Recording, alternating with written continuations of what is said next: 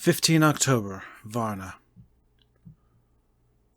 We left Charing Cross on the morning of the 12th, got to Paris the same night, and took the places secured for us in the Orient Express. We travelled night and day, arriving here at about 5 o'clock. Lord Godalming went to the consulate to see if any telegram had arrived for him, whilst the rest of us came on to this hotel, the Odysseus. The journey may have had incidents. I was, however, too eager to get on to care for them. Until the Tsarina Catherine comes into port, there will be no interest for me in anything in the wide world. Oh, thank God Mina is well, and looks to be getting stronger. Her color is coming back. She sleeps a great deal. Throughout the journey, she slept nearly all the time. Before sunrise and sunset, however, she is very wakeful and alert, and it has become a habit for Van Helsing to hypnotize her at such times. At first, some effort was needed, and he had to make many passes, but now she seems to yield at once, as if by habit, and scarcely any action is needed. He seems to have power at these particular moments to simply will, and her thoughts obey him. He always asks her what she can see and hear.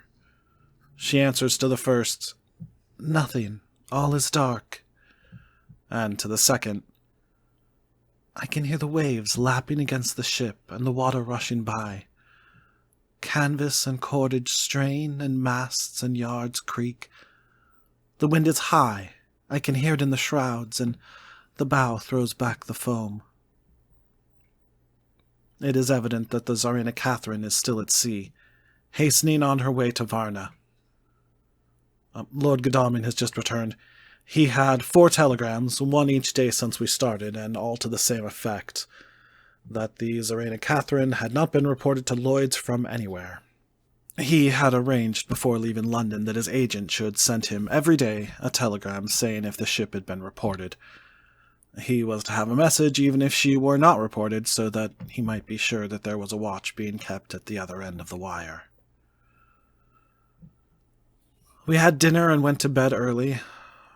Tomorrow we are to see the vice-consul and to arrange, if we can, about getting on board the ship as soon as she arrives.